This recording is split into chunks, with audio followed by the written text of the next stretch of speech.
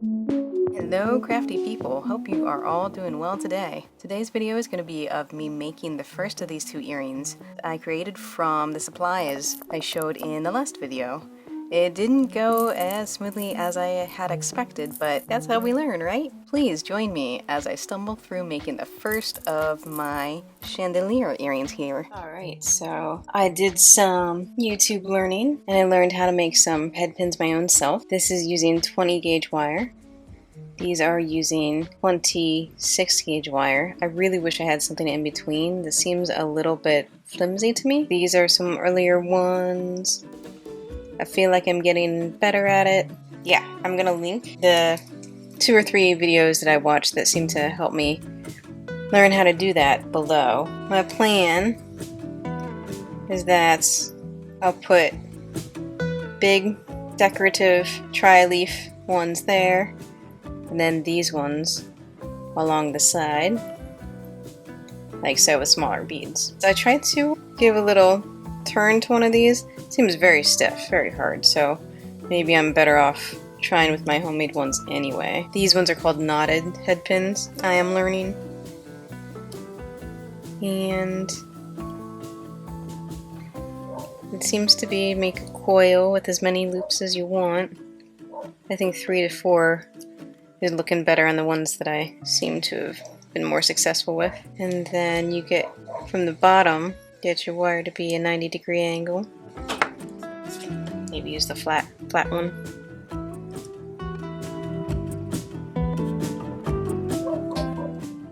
Oh, this one's messed up.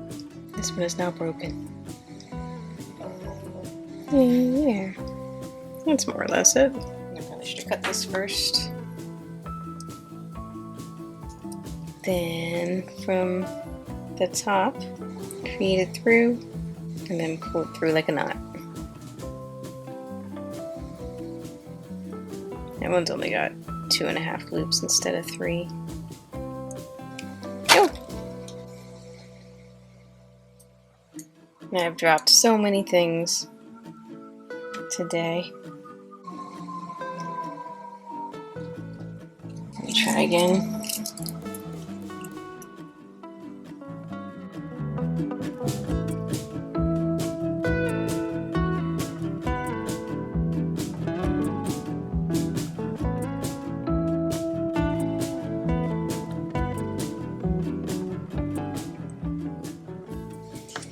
I'm having a hard time getting this to be like a nice right angle. It wants to stay there. I'm gonna go to pull it through. Maybe using the second pliers will help. Thread that through, grab it, and knot it. Yay! I think that did it. Now this one is accidentally 4 layers deep. I want it to sit like a little spiral at the bottom of the beads. Yeah, that'll work. I got 1, 2, 3, 4. I think I want 8 of them that I like. This one might work. This one has 3 loops, so I'll keep at it. Okay, so I've got 8 of these homemade head pins, and I'll use 2 of my little trifoil. I don't know which 2 I use. There's no 2 that are exactly the same size or shape. So I guess I'll go with the 2 bigger ones. Yeah, let's make these earrings. I think I need to... It's definitely a front and a back. I think I might need to read on how to make the top loops. There's a way to wrap it around to make it more secure, I think. Are you gonna roll away? Yes. Yes, you are. Alright, let's do this. This is part of the packaging. We've got red, blue, and another red. Reddish orange. I guess they'll fit over, yeah, they'll fit over the bigger. And we've got these ones. We've got some square shapes too. Now, come on. The square shapes are not in the pictures, so I could use those. And also, oh yeah, I guess we use 4 spacer beads. But they gave us more than that. What if we did something like this?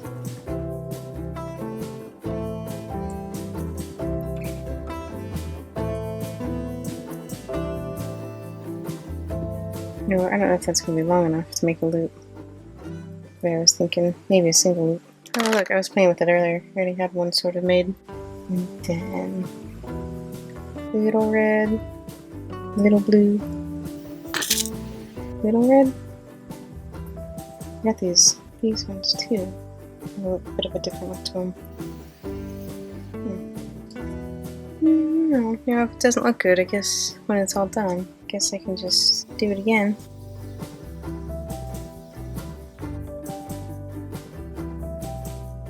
So I guess I would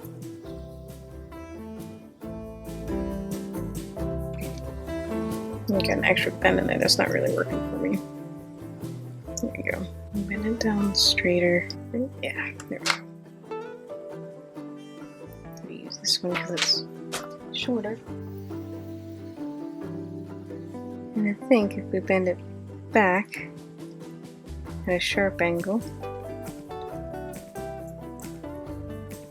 and then from there, make a loop. Yeah, no, that's not working. Make a loop up here. I think that's how it happens. Right. I was thinking that the thing is going sideways, so I don't think I made this hook in the right direction. So let's see. I'm a little worried about bending it back and forth a bunch. I'm gonna make it towards me, towards the try design down there. Twist it. And place that in there. I think it will go like that. And I feel like I want this loop to be smaller, and I'm gonna need to cut it.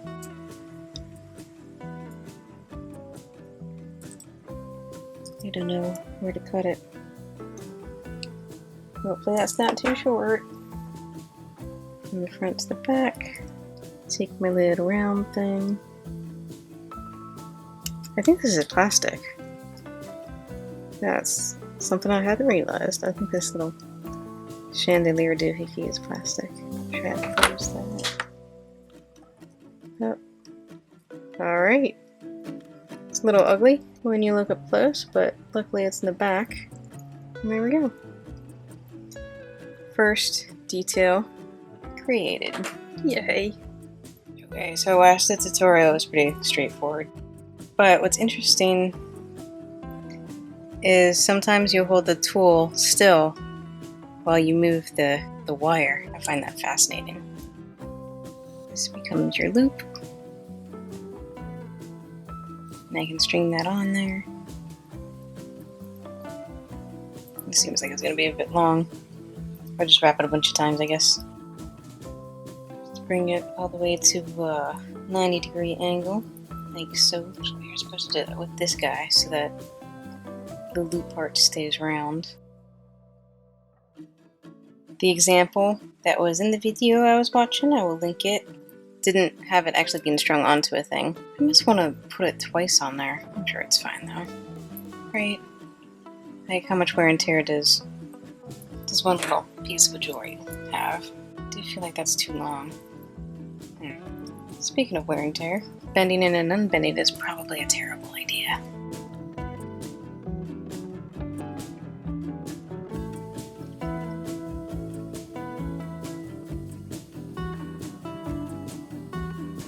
Here we go.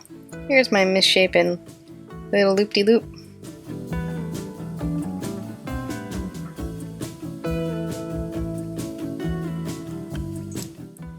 Flush nose cutters, let me get some.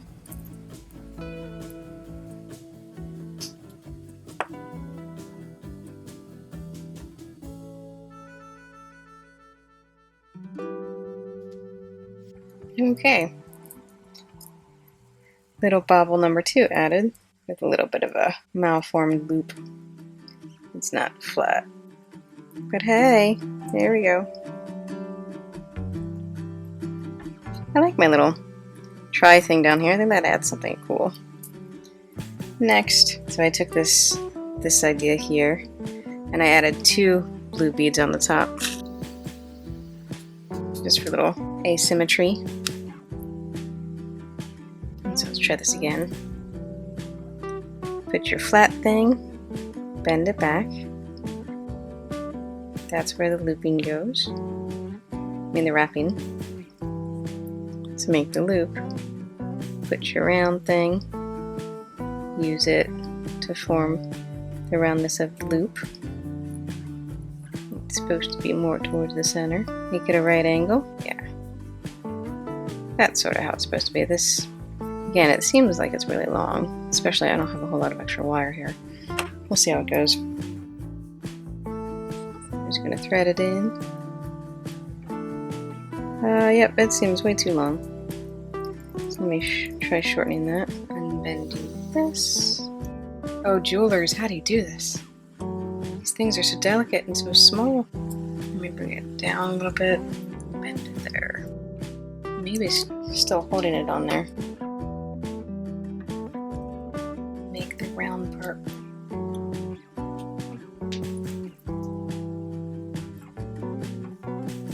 If the person that made the tutorials, people that made the tutorials see me doing everything backwards and upside down, they would probably get a kick. It's not like it's hanging lower than I want it to, because maybe the loop is just too big. So I think I can fix that with using the smaller part of this to form the loop part. Maybe now it'll hang a little bit higher. Yeah, there you go.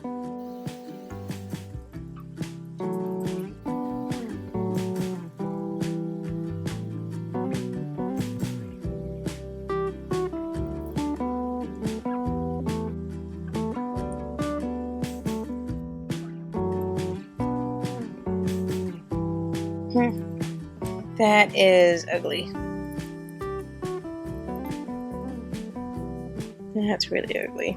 That's a shame. I like the bottom of that head pin, but I think I really messed up this wire wrapping part. Yeah, it's too long. Alright, let me take this off. Try again. Okay, so question for you jewelry people. This is how that little pin I made look when I took it out and tried to straighten it and uncoiled it and stuff. Can this be salvaged? People that know better than me? Or have I already lessened the integrity of the wire by bending and unbending it so many times? In which case it's ruined. That's a question, if you are in the know. The last time, I didn't like how long this part was, so I'm going to try to put it right next to the smaller part, right next to the beads themselves, and on the smaller part of the nose. Bend that way. Keep holding it. And then maybe... No, can I do this? Can I do this two-handed? No. Alright, so I guess you just bend it this way and let it go. Get that right angle. And that looks like it probably won't be enough, but we'll see. Make a loop. Make it to where, oh, I should have done that bottom half. Make it to where it goes all the way around. Is that going to be big enough in this case? Yeah, I mean, that's fine.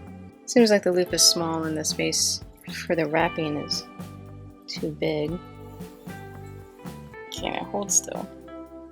Wrap once, twice, 3 times a lady. Okay. Doesn't really look like the one in the video, but I think it will work for me. Trying to get the little remaining tail to tuck in there so it's not poking out. Please excuse my neighborhood. I'll probably have to mute. Alright. Okay. I am more happy with that one than I was previously, so hooray! Overcome. Next. Same thing. Probably these will be higher. So, small part.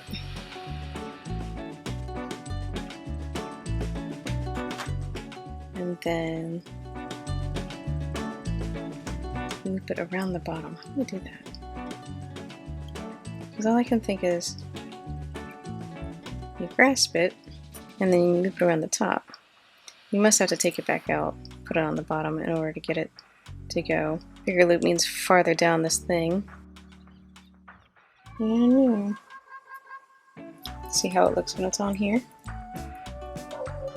Yeah, it's shorter than the other ones. I like that. So So then we somehow use this and wrap it around.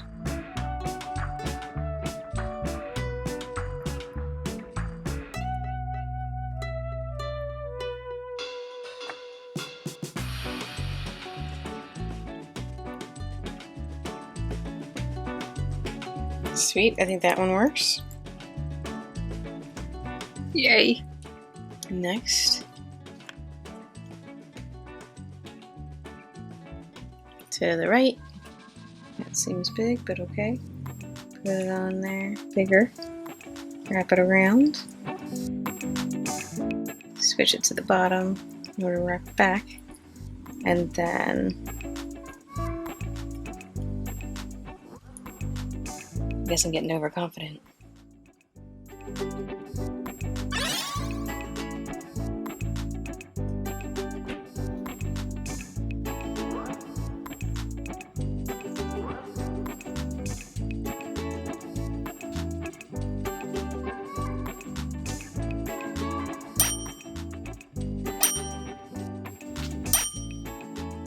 Oh no! I closed it without putting it on here. Oh, that was dumb.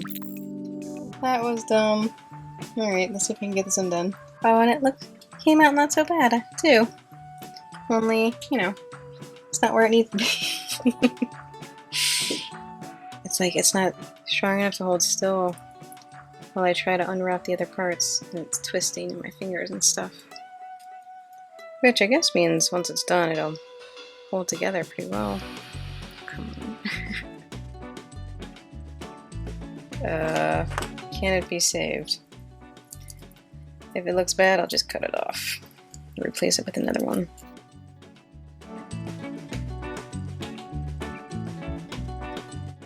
Another question for you people that know stuff about jewelry making and wire.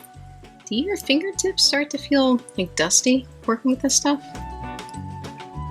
Because that's what I'm experiencing today. I already washed my hands once or twice. Maybe they're just blisters on my fingertips. Ow, that poked me. Poked me right in the fingertip. Ouch. Alright, so now it is. The beads are all loose. We've got a little bit of spin over here too. These ones are kind of tight. These ones are pretty nifty. I wish I could do this knot thing with this heavier wire. I would feel a lot more confident about the stability. Oh, it broke. Okay, so I'm gonna redo that. Be back. Alrighty, another one of my homemade head pins.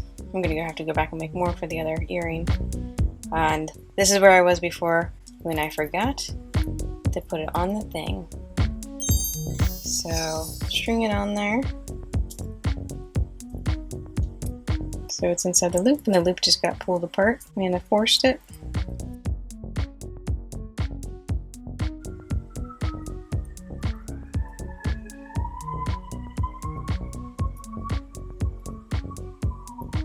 Yep, that is the sound of living here. It is not quiet. That feels like too much space again.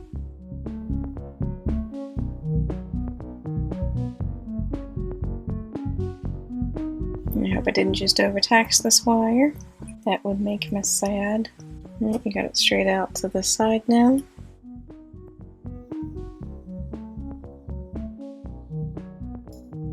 That's essentially the shape. I left it more open this time, so I should have no problem stringing it on and flattening it down. There we go.